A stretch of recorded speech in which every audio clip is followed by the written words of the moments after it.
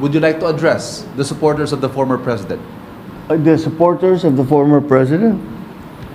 Well, you know, again, the government is just doing its job. Wala namang, it's not because it's one person or another that we do the things that we do. Maybe sa nung mga nakaraan na mga administrasyon, baka ganun ang ginagawa. Pero para sa akin, hindi naman ganun. Sumusunod tayo sa batas. We are a member of the community of nations. We must live up to our responsibilities, to the commitments that we have made to the community of nations. And that is what's happened here. Politics doesn't enter into it. Bakit? Why that? You know, he's never going to be a candidate for anything. Why go after him? Di ba? At saka 2017 pa ito, wala pa ako. Civilian pa ako noon. So this is the evolution of his case. And this is where we end up. The former president was earlier placed in government custody at Villamor Air Base after his common law wife, Hanilet Avancenia, and members of his entourage arrived at 9:20 this morning from Hong Kong on Cathay Pacific flight number CX-907. Mr. Duterte was arrested in compliance with our commitments to Interpol. Hours before his arrival, Interpol Manila received an official copy of the ICC warrant. This prompted the Prosecutor General of the Department of Justice to serve the warrant. Interpol asked for help, and we obliged because we have commitments to the Interpol, which we have to fulfill. If we don't do that, they will no longer help us with other cases involving Filipino fugitives abroad. This is what the international community expects of us as the leader of a democratic country that is part of the community of nations. So I'm sure that the details that surround this what has happened today are familiar to you. I just wanted to make very, very clear and give you the facts from for the departure of former President Duterte from the Philippines. Thank you. Thank you very much, Mr. President. Kanina po ay nagpaabot ng tanong ang mga miyembro ng Malacanang Press Corps at atin po itong sasagutin. Question number 1. Mr. President, meron po bang pisikal na kopya ng warrant of arrest laban kay dating Pangulong Rodrigo Duterte mula sa ICC? Oh, meron. This came in. Actually, it came in. I received it from Secretary Remulla. I received it at 3 a.m.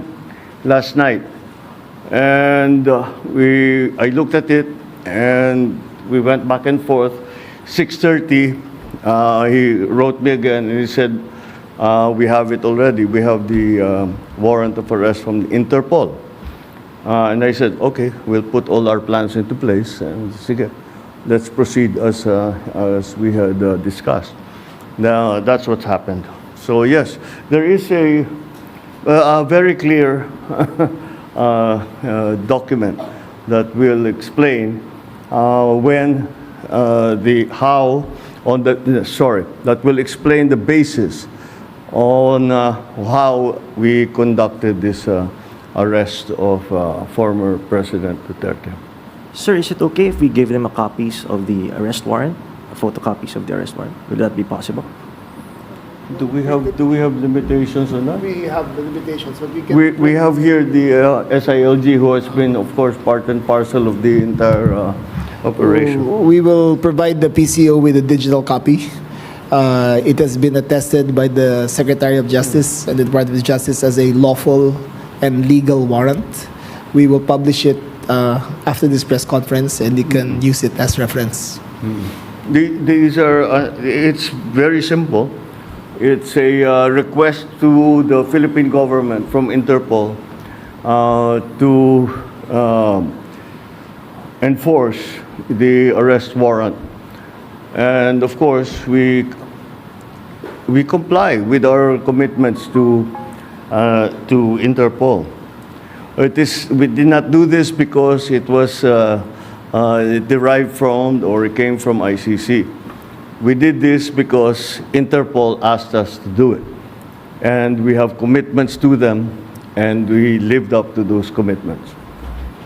Sir, thank you, sir. Second question, sir. Mr. President, sinasabi ng kampo ni PRRD na unlawful arrest daw itong ginawang pag-aresto sa kanya. Well, we followed every single necessary procedure. We had a very good basis on which to serve that warrant and to read him his rights. We followed all the legal procedures that are necessary. So I'm confident that if in further examination, you will find that it is proper and correct. Sir, third question from the MPC. Mr. President, may violation ba ito sa ating soberanya, itong pagkaka-aresto kay dating Pangulong Duterte? No. Bakit naman? Dahil consistent naman tayo. Hindi tayo tumutulong sa investigasyon ng ICC. Meron tayong contact sa kanila, natural. Pero no, not on an official level. We didn't help them in any way. The arrest that we did today was in compliance with our commitments to Interpol. It just so happened that came from ICC. But it's not because it came from ICC. It's because it came from Interpol. Pang-apat po na tanong, Mr. President, sinasabi po nila na ito ay political persecution lamang at may kaugnayan din daw sa 2028 elections. Okay, well, I'm sure sasabihin nila yan. But this case started in 2017 when we were still members of the ICC. And it was during the time of former President Duterte.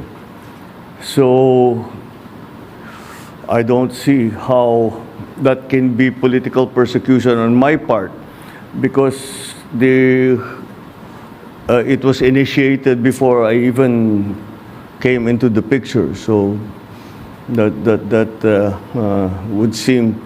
But once again, we have to recognize that, of course, it's natural for people to lalagyan ng politika, kulay ng politika. Pero sinundan lang natin yung ICC, yung Interpol. Hindi natin kinakausap yung ICC. Marami silang hinihingi sa atin ng mga dokumento, wala kaming binigay. Yun lamang, hindi natin mahindian ang Interpol. Pag sinabi sa atin, tulungan nyo kami, kailangan namin kunin itong taong ito. Dahil, kung maalala ninyo, lahat ng mga tumakas dito sa Pilipinas, kagaya ni Alice Go, kagaya ni Arnie Tevez, kung sino-sino pa, pati naman yung mga human trafficking sa Myanmar, pati sa mga madadamay. Sinong tumulong sa atin para makita natin yung mga ating kababayan na inaapi at ginagamit sa masamang paraan? Ang Interpol. Kaya naman, dapat naman tayo, pagka sinabi sa atin, tulungan nyo kami sa ganito, tumulong kayo. Kaya naman, ganun ang ginawa natin.